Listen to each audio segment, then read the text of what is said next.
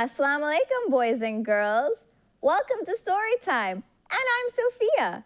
Today, we're going to learn about Prophet Shuaib. Prophet Shuaib was sent to Midian and the people of the thicket. According to the Quran, these people were merchants and controlled the great trade routes between Yemen and Syria and between Iraq and Egypt, all on the shores of the Red Sea. Do you know where the Red Sea is?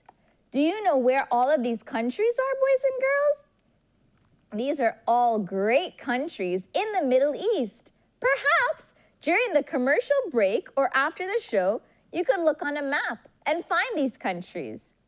When learning about the prophets and the companions, it's good to have an idea of where they all lived and where they helped teach Islam throughout the Middle East. Islam spread throughout history because the Middle East was an area of great wealth and wonderful goods that people traded.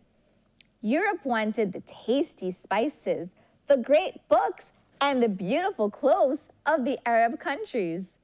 People traveled to Europe and Africa from these same countries, Egypt, Palestine, and Syria, amongst others over the years, and they took lessons from the prophets to all of the other countries, like England and France.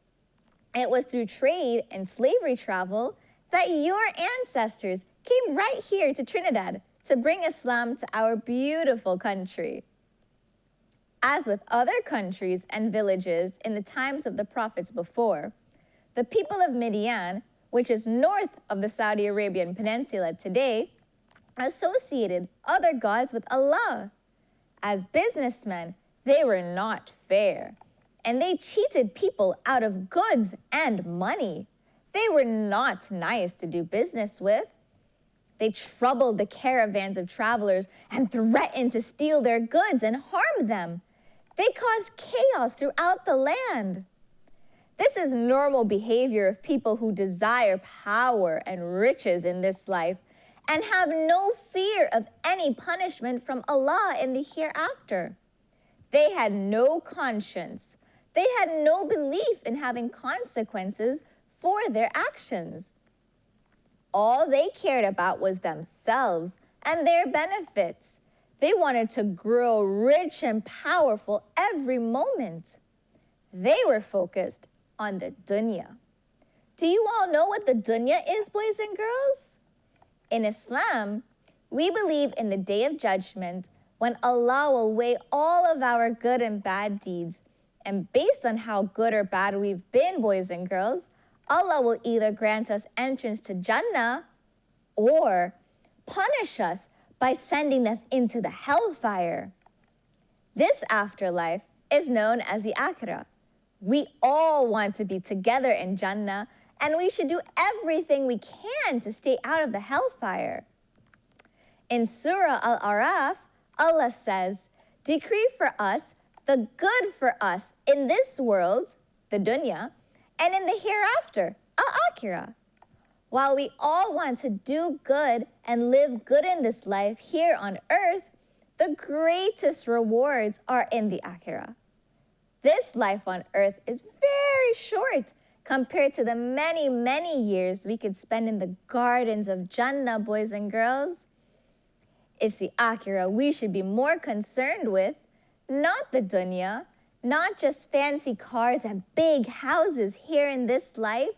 We should focus on being great for the hereafter. So Allah sent his messenger, Prophet Shuaib, to the people of Midian to call them and warn them about the dangers of doing bad in this life. If they kept being unfair and hurting people, they would be punished both in this life and the hereafter. He said to them, "O my people, worship Allah. You have no God but Him. Do not weaken the measure and the balance of others. Do not rob and do not steal and do not cheat others. I see you are prosperous, and I fear for you the punishment of a coming day." This was the warning that Allah would teach them a lesson, just like He did with the droughts and the earthquakes and the big bad winds, to the bad people before. My people, he said, fill up the balance and the measure justly, and do not diminish the goods of the people. Do not make havoc in this land with your corruption. You see, the people used to shortchange their customers, and he warned them about being unfair and dishonest. For example, if people paid for 1 pound of sugar, like your mommy and your granny might use for roti, they would only sell them half or 3/4. Can you imagine buying a pair of pants and only getting 1 leg? Well, that's how the people felt, and they were getting very upset. Unfortunately, there was nothing they could do to get justice. How were they supposed to get their money back? The leaders were all corrupt too. So Prophet Shuaib tried to explain to the store owners and the salesmen that gaining a few extra dollars in this life by such sinful sales tactics could cause them to lose even more in the long run. By angering Allah, you never ever benefit, boys and girls. Allah could take it away all in just one breath if they continued being unfair to people and cheating them. He said, the profit you receive after giving full measurements and correct weight is better for you than taking people's property unjustly and through trickery. They were trying to trick their customers. They lied to them. When you examine your life and the life of those who were wealthy and have collected riches, you will find that the actual result of everything they obtained through tricking customers was lost. All of this destruction, corruption, and suffering that you caused the people will come back to you. Allah will make you suffer, not as you made your customers suffer, but worse, much, much worse. Everyone who has hurt others to gain money eventually loses their wealth, whether it be stolen back from them or wasted on things that Allah does not approve of. Gaining money in a bad way is just a means of losing money in the long run. If you are fair and good salesmen to people whom they can trust, then Allah will reward you with much, much, much more wealth. Always remember that, boys and girls. When you do things that Allah loves, He will reward you. When you do what Allah does not like, He will take it away. He will punish you. So don't steal from people, don't lie, and don't cheat. Be fair, be good. Allah will give it back to you, plus even more. Prophet Shuaib told his people, my advice to you is to be pure and sincere. Allah alone is the one who watches over you. He spoke with compassion and wisdom, from knowledge and insight. What remains with you from Allah is better for you if you are believers. I am not a guardian over you. Shuaib spoke to them on many occasions and gave them advice, as does every compassionate father and every wise teacher, boys and girls. He was sent there to help them. Allah had instructed him to help the people, and he tried his hardest to bring them to Allah, to save them from the punishment.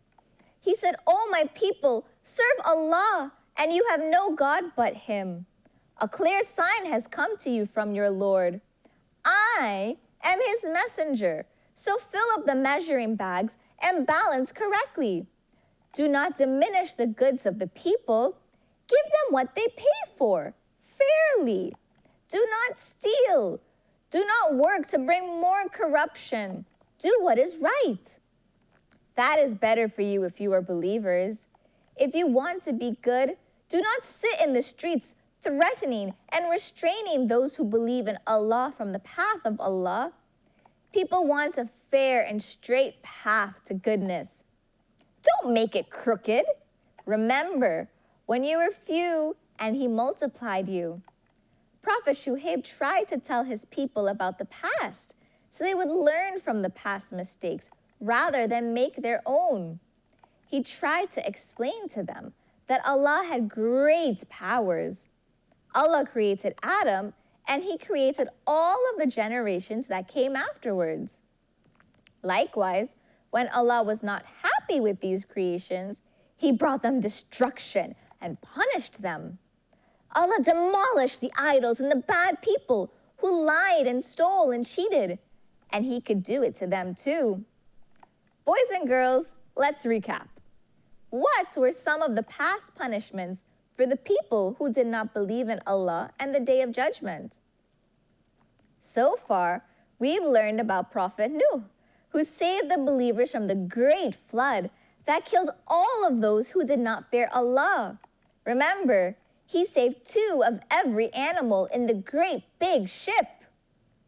We also learned about the fierce winds that killed the disbelievers of Ad when Prophet Hud tried to teach them about Allah. And we can't forget the horrible earthquake that demolished the great castles and farms of the people who wouldn't listen to Prophet Saleh. Time and time again, Allah has warned the people to do what is right. Allah gives us signs and messengers so we can learn before we make bigger mistakes and commit more sin. But as humans, we're stubborn, and sometimes we are far too selfish to do what is right to help other people. We don't want to hear about anything that will stop us from benefiting. What we fail to realize, boys and girls, is this.